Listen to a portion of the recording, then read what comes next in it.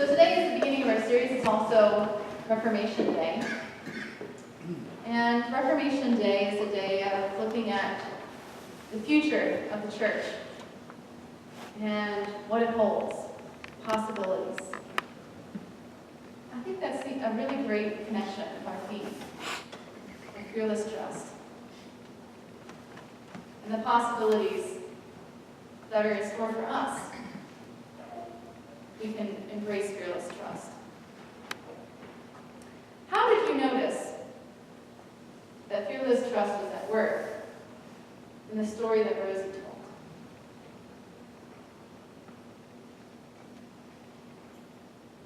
Trusted that Charlie could follow through with what he was suggesting. She trusted in Charlie. Even though she did have her doubts. She did have her doubts. What Rosie didn't mention is that Charlie was kind of a new guy. Weren't you, Charlie? Yes, Charlie was kind of a new guy, and he was trusting everybody here that they could follow along. But Rosie was trusting that Charlie, as a new guy, could see the vision that was already in place before he got there. Sometimes that's hard when there's a new person who steps into an important ministry. Will they understand?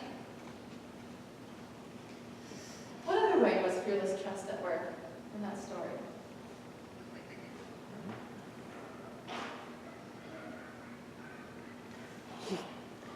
He had to help. She had to know that in her heart that the congregation would step up to the plate. Yeah, absolutely. Trusting that the whole congregation would follow, even though this was something different. And it was something a little scary, a little risky. Go big or go home. How does that connect to our reading today? This reading of God creating the heavens and the earth.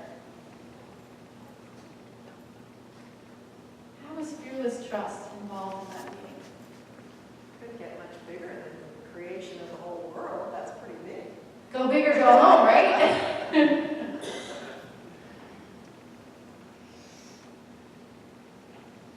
There's a lot of really interesting observations that I made when I read this reading in light of our theme. And often we read this reading on Holy Trinity Day, and we talk about God's presence in all of creation. But what does this have to say as a model for ministry? Did you notice in the beginning? Oh, somebody had something to say. Did you notice, Tasha, you did, that in the beginning there wasn't nothing? There was a void, darkness, the deep. There was something, but it didn't have meaning or beauty. God doesn't create out of nothing. God gives meaning and purpose and order to what's already there. Think of how tempting it is in a congregation to create something out of nothing. This other congregation over here, they do this really great ministry. Why don't we do that? Instead of looking at what are the resources, the talents, the gifts, the passions, what's going on in our community already? Who are organizations that might work with us? Another thing is also the question you asked is on building on top of what we already have and keep moving forward, is it going to be good? When we get to that next level, is it going to be great? Is it going to be big? Is it going to be good? Is it going to benefit? Will we achieve our goal? That's what it feels to us. Fearless trust, yes. So looking at the future and what will come next. God, when He's creating the earth, the creation, how long does it take? 6 days. 6 days, right? Metaphorical days. However you like to look at it. But it takes time, doesn't it? It's not wham bam, thank you man, there's the creation. First there's the light and the dark. Maybe God was going to give up at that point, right? Wow. this really is going to look like an earth. It's going to take a few more days to do this. Light and dark isn't going to cut it. Sometimes it's easy in the beginning, when you just have the very beginning stages kind of blossoming, to give up hope that it will keep going. Right? Because it's so big. The vision seems so far away. But you just have to take a next step. Just look at what the next day is going to be. It's the next step to fulfill that vision. Pasha mentioned that about goodness. Right from the very beginning, God's given positive feedback. It was good. Right? Sometimes we wait. You don't want to celebrate too early. Don't count your eggs before they've hatched. But you need to have that positive energy, that sense of affirmation. It might be just the beginning stages. This is good. And that helps us to keep going. How does God empower creation to be a part of the creative act? Did you notice that? God calls on different parts of creation to do things. God calls upon the earth to bring forth vegetation. God calls upon the waters to bring forth living creatures that swarm and swim in the waters. You think God could have done that all by Godself?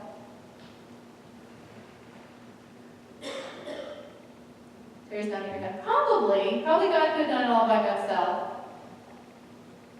But God didn't do that. This is another tricky part of ministry.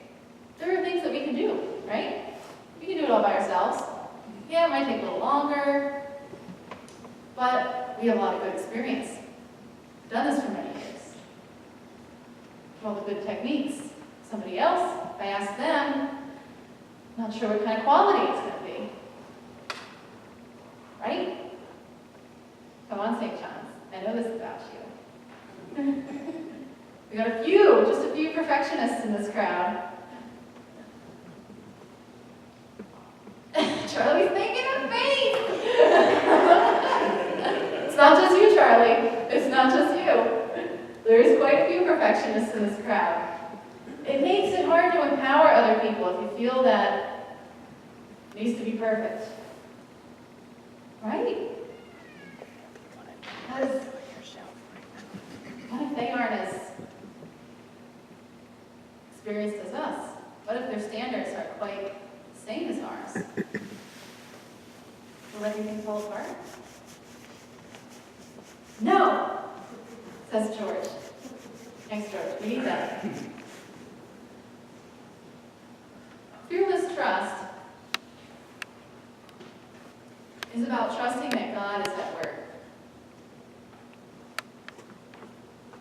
It's easy to doubt,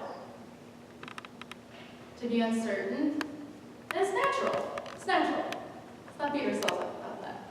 It's natural to doubt and be uncertain when we're trying something new, or handing over something that we've always kept under our own purview to somebody else. It's natural to have doubts. It's natural to be uncertain. The question isn't whether we should feel those things, but how we work through them, right? How we work through the doubt and the uncertainty. And empower others, even though it might not feel great initially. Even though it might seem risky initially. We had this great example from Charlie and Rosie. It was risky. Here's a smaller congregation doing a new ministry, brand new ministry. He'd done it for a year. 1 year, total of 1 year, folks. And it had turned out okay, but everybody was feeling a little tired. I remember that. We're going to have to do this again next year, Pastor. I'm not sure about this. And then there came a fellow who had an idea. What if we were to really throw a block party? Like block the streets off a block party? And I was thinking as he's telling me this, everybody's already tired. He wants to make it bigger. I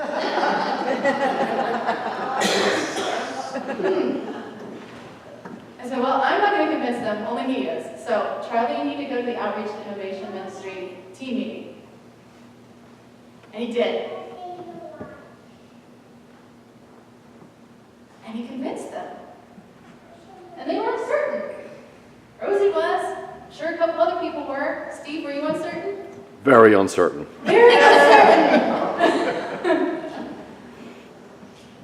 So was Anne.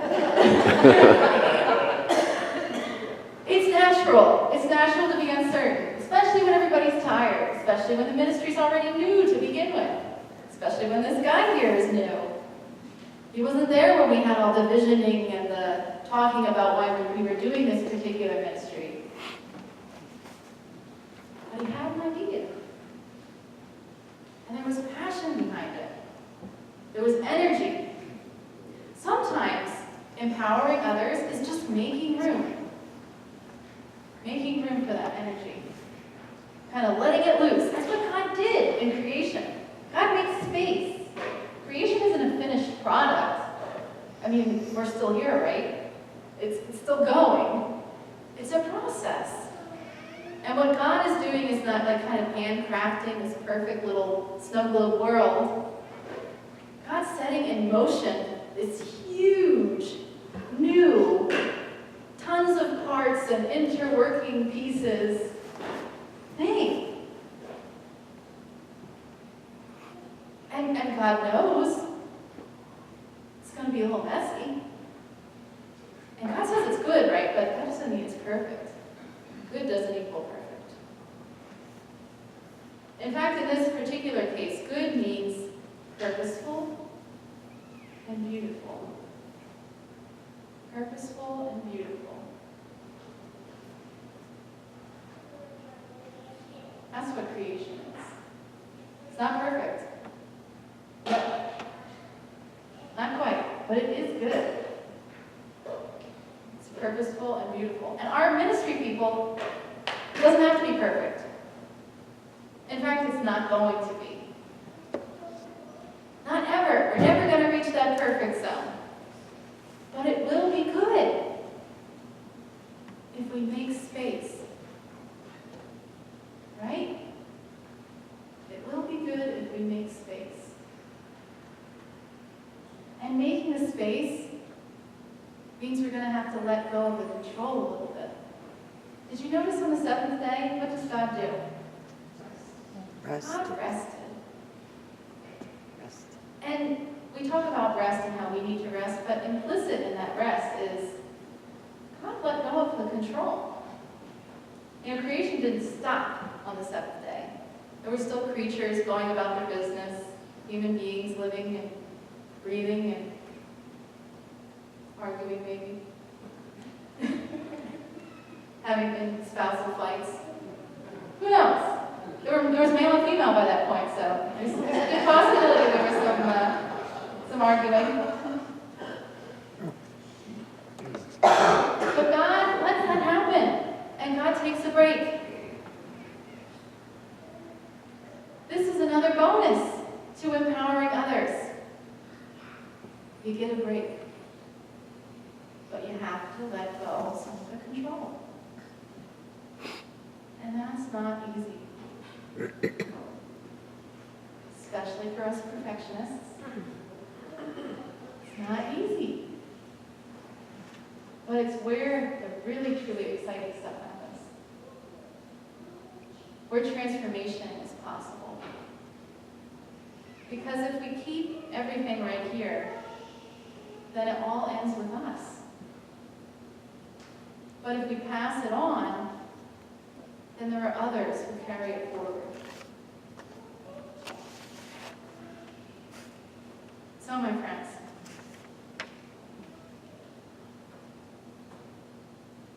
fearless in our trust that God is at work in us and in those who come to us to help.